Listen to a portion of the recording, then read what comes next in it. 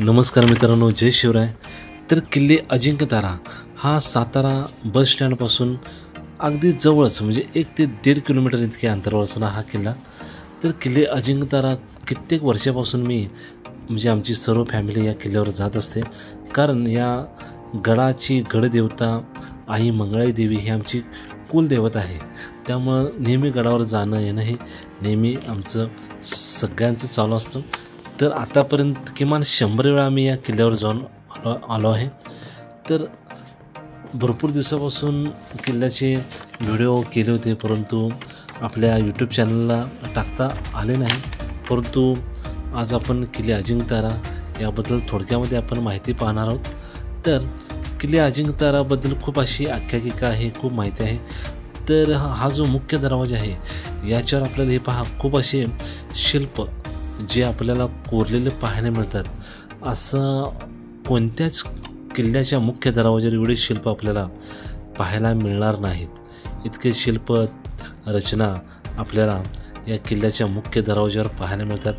मुख्य दरवाजा अजूनही तितक्याच ताकदीने डौलाने आजही उभा आहे आणि प्रत्येक त्या शिल्पामागे काही ना काही वैशिष्ट्य आपल्याला पाहायला मिळतं. तर किल्ले अजिंक्यतारा हा सप्तर्षी म्हणजे सातारचा किल्ला म्हणून देखील ओळखला जातो. तसेच म्हणजे अजिंक्यतारा किल्ल्याच्या पायथ्यापाशीच आपल्याला सातारा हे शहर वसलेलं पाहायला मिळतं. तर गडावरून सातारा शहराचं म्हणजेच अद्भुत असा नजारा आपल्याला पाहायला मिळतो. पावसाळ्यात तर बघण्यासारखं स्वर्गच असं म्हणायला काही हरकत नाही. आणि त्याच्या पाठीमागून असणारा सज्जनगड किंवा जरडेश्वरचा डोंगर असेल, चंद्रमंदिर असेल, नांदगिरी, अशी भरपूर गोष्टी आपल्याला परिसरामधून किल्ल्याच्या परिसरातून आपल्याला पाहायला मिळतात. तर सातारा हे नाव अशी आख्यायिका आहे की म्हणजे सातारा शहराच्या भोवती जे आपल्याला म्हणजे डोंगररंग आपल्याला पाहायला मिळतात, 7 डोंगररंग आपल्याला पाहायला मिळतात. हा पहा किल्ल्याचा मुख्य दरवाजा अजूनही तितक्याच ताकदीने अजूनही मजबूत अशा अवस्थेमध्ये आपण पाहत आहोत.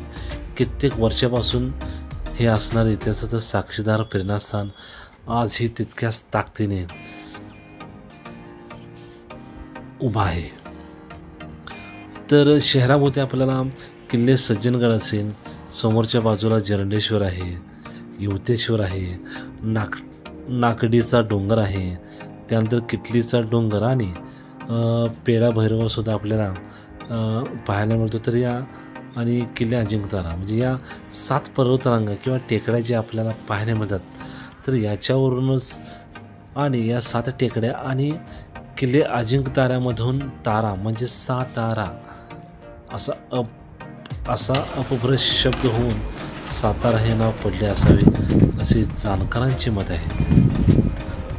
अशा भरपूर आख्यायिकेत किंवा अजिंक्यताराचे जुने नाव सप्तर्षीचा किल्ला असेही होते आणि यावरूनच ते साताराचं नाव पडलं असे म्हणलं जातं. तर आपण सुरुवातीला मुख्य दरवाजापासून आत गेल्यानंतर आपल्याला सुंदर आणि रेखीव अशा आपल्याला पाहायला मिळतात. म्हणजे मुख्य दरवाजाच्या पाठीमागील बाजूस पहारेकरांसाठी राहण्याची जागा आहे. त्यानंतर जाण्यासाठी 3 टप्पे लागतात आणि आपण 3 टप्पे पार केल्यानंतर किल्ल्याच्या मुख्य म्हणजेच वरच्या भागामध्ये आपण प्रवेश करतो.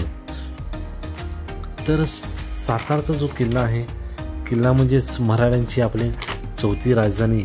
तर पहिली आपली राजधानी होती ती राजगड, मग नंतर झाली ती रायगड आणि 3री राजधानी होती ती जिंजी आणि 4थी राजधानी होती ती किल्ले अजिंक्यतारा. तर सातारा हा किल्ला शिलाहारी वंशी भोज यांच्या कारकिर्दीमध्ये हा बांधला गेला आणि पुढे हा किल्ला बहामनी सत्तेकडे मग विजापूरच्या आदिलशहाकडे गेला असे म्हणलं जातं. तर इसवी सन 1580 पहिल्या आदिलशहाची पत्नी चांद बीबी हिला या किल्ल्यावर कैदेत होती असा हे लेख आपल्याला वरच्या बाजूला आपल्याला म्हणजे पाहायला मिळतो. तर शिवराज्याचा विस्तार होत असताना 27 जुलै 1663 छत्रपती शिवाजी महाराजांनी हा किल्ला आपल्या स्वराज्यामध्ये घेतला आणि या किल्ल्यावर शिवरायांच्या म्हणजे अंगी जोर आला त्यावेळी छत्रपती शिवाजी महाराजांचं जवळजवळ 3 ते 4 महिने या किल्ल्यावर वास्तव्य होतं. त्यामुळं पुण्यश्लोक छत्रपती शिवाजी महाराजांच्या चरणाने पावन झालेला हा किल्ला आहे. तर शिवाजी महाराजांच्या नंतर जे 1682मध्ये सर्वसाधारण 1682मध्ये औरंगजेबने हा ज्यावेळी महाराष्ट्रामध्ये शिरला आणि त्याने हा किल्ल्याला वेढा घातला. सर्वसाधारण ती तारीख असेल 1699. त्यावेळी गडावरची जी नोंद आहे तर 13 एप्रिल 1700मध्ये पहाटेच्या वेळी मोगलांनी सुरुंग लावण्यासाठी 2 भुयारे खणली आणि बत्ती देताच क्षणभरामध्येच मंगळाईचा बुरुज हा आकाशात भिरकावला गेला. तटावरील कडा फुटला आणि प्रयागराज प्रभू देखील या स्फोटामध्ये सापडले. वर गेल्यानंतर आपल्याला शिव मंदिर आणि हनुमान मंदिर सुद्धा आपल्याला पाहायला मिळतं. आणि या स्फोटामध्ये सापडल्यानंतर मात्र त्यावेळी काही इजा न होता ते वाचले होते. परंतु तेवढ्यातच दुसरा मोठा स्फोट झाला आणि त्या स्फोटामध्ये तो स्फोट झाल्यानंतर मोगलांच्यावर तो ढासळला आणि 1,500 सैन्य त्यांचे मारले गेले आणि किल्ल्यावरील सर्व दारुगोळा असेल दारुगोळा हा संपला आणि 21 एप्रिल रोजी हा किल्ला सुभानजींनी हा जिंकून घेतला.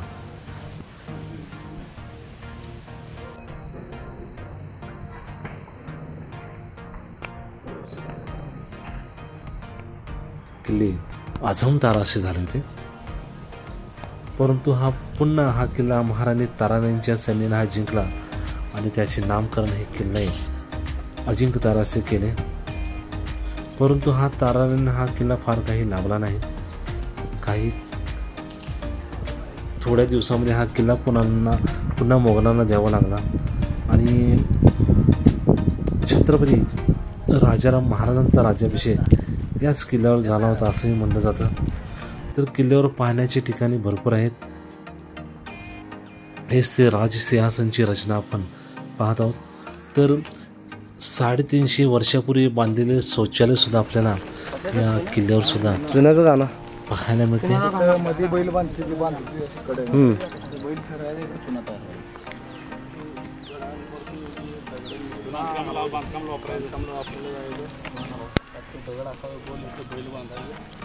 याचं शिसं कातं चुन्या गुळ सगळं मिक्स करून शंख शिंपले याचा वापर करून ते बांधकामासाठी वापरला जात होता. त्यामुळे बांधकाम हे मजबूत राहत होतं ना, म्हणजे शिसवानी. हा शिसर्ग आपला नेहमीचा पायमळणीचा. तर पुढे गेल्यानंतर आपल्याला आई मंगळाई देवीच्या म्हणजे मंदिराकडे जाणारी ही वाट आपल्याला पाहायला मिळते. जसं मी तुम्हाला बोललो गडावर भरपूर असे अवशेष आहेत. त्यापैकी हे असणारे अवशेष आजही तितक्याच ताकदीने इतिहासाचे असणारे साक्षीदार, प्रेरणास्थान, बलस्थान, देहस्थान हे आज आपण पाहत आहोत. तर काळजी मित्रांनो इतकीच घ्यावी की किल्ल्यावर भरपूर ठिकाणी गारवा असल्यामुळे सापांची संख्या ही खूप भरपूर आहे. तर कारण पाण्याची टाकी पण तशी भरपूर आहेत. त्यामुळं कुठेही जाताना कोणत्या पद्धतीने कुठेही हात ठेवू नका, काळजी घ्या. कारण जे प्राणी आहेत ते सर्व विषारी प्राणी आहेत. तर हे पहा आपण पाहत आहोत राजवाड्याचे काही शिल्लक असणारे अवशेष. त्यानंतर आपण पायऱ्या खाली उतरून गेल्यानंतर आपल्या डाव्या बाजूला महादेव मंदिर आपल्याला लागतं. खूप असा मोठा हा चौतरा आहे, अजूनही मजबूत अशा अवस्थेमध्ये. आता थोडंसं रिनोव्हेशन सध्या चालू आहे किल्ल्यावर. तर आपल्याला जबरदस्त पद्धतीने हा किल्ला पुन्हा आपल्याला पाहायला मिळणार आहे. तर डाव्या बाजूला आपण महादेव मंदिराकडे आपण जात आहोत. याही ठिकाणी महादेवच्या मंदिराचं दर्शन घेऊन आपण पुढे जाणार आहोत. अंतर्गत भागामध्ये आपल्याला महादेवची महादेवाची आपल्या पिंड त्याच पद्धतीने नंदीबाला आपल्याला पाहायला मिळतो. थोडंसं सुशोभीकरण आपल्याला मंदिराचं पाहायला मिळेल. मी जसं बोललो की गडावर खूप अशी तळी आपल्याला पाहायला मिळतात आणि खूप असे मोठे साठे आहेत. त्यानंतर गडदेवता आई मंगळाई देवीचं आपण दर्शन घेत आहोत. गडदेवता आई मंगळाई.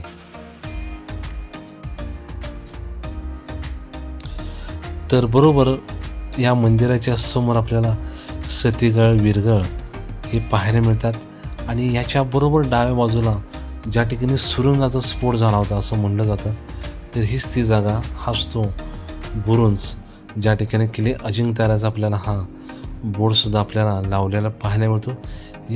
हाच तो साक्षी.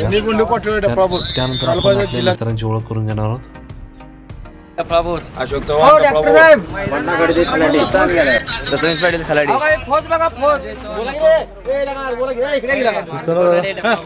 टपळापूर मारुती बोराडे पंडोगड दे टपळापूर तालुक्याचा जिल्हा खलाडी.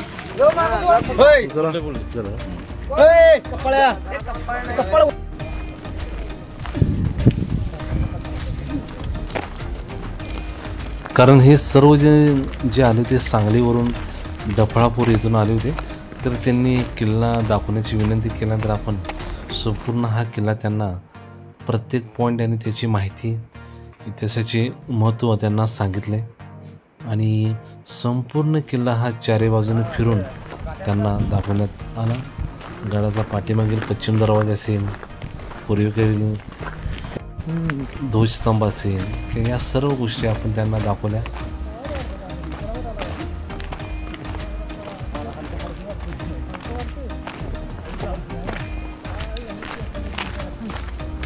मध्ये दूरसंवर्धनाने हा दरवाजा बसवला आहे. 4-5 वर्ष झाला त्याला नवीन केला. हा तो पहिला तो सुरुवातीला आहे ना, तो ओरिजिनल पोरांनी तयार केला.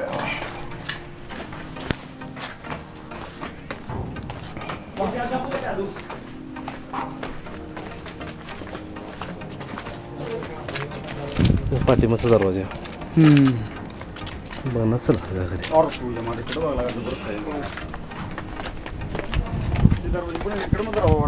हा पश्चिमेकडचा दरवाजा. पुढनं जर पळता येत असेल नाही समजा, तर या पाठीमागनं जाता येईल.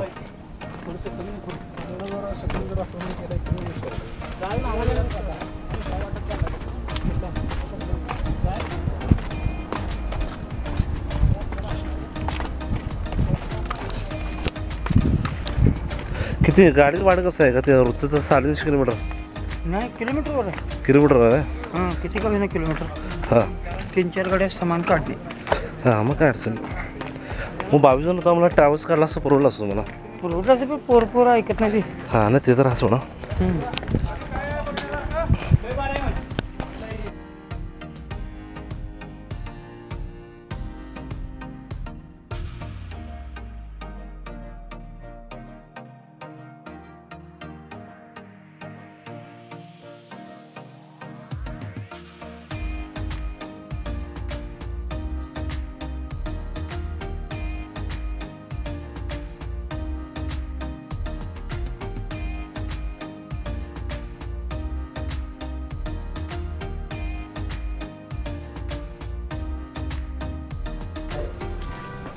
हे आता केलं आहे नवीन, 6 वर्ष नवीनच केला. झालं आता पुढं सप्तर्षी माताचं मंदिर.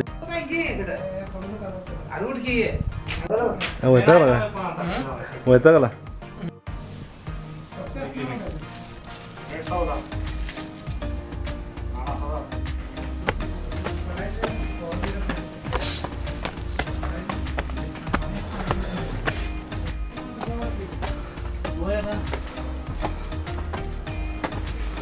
हा आपला थोडासा जुना व्हिडिओ आहे, कारण काम आणि बाकीच्या सर्व गोष्टी करून आपल्याला आपला जो इतिहास आहे तो जपण्याचं काम आपण करत असतो. खूप असे कार्यक्रम आपले होत असतात, तर यातूनच वेळ काढून हा आपण व्हिडिओ टाकत असतो. आपल्या चॅनलवर नवीन असाल तर नक्कीच लाईक करा, शेअर करा, सबस्क्राईब करा. पुन्हा आपण भेटणार आहोत नवीन माहितीसहित आपल्या किल्ले दर्शन या यूट्यूब चॅनलवर. अशी भरपूर माहितीचा संग्रह आपल्याकडे आहे. तो जास्तीत जास्त पोचवण्याचा आपला आहे एकच उद्देश आहे, जेणेकरून इतिहासाची नवीन ऐतिहासिक गोष्टींची आपल्याला माहिती हवी. तर चला, पुन्हा आपण मुख्य दरवाजापाशी आपण पोचलेलो आहोत. तर परतीच्या मार्गावर आपण निघणार आहोत आणि पुन्हा भेटू नवीन माहितीसह. जय शिवराय, जय शंभूराजे.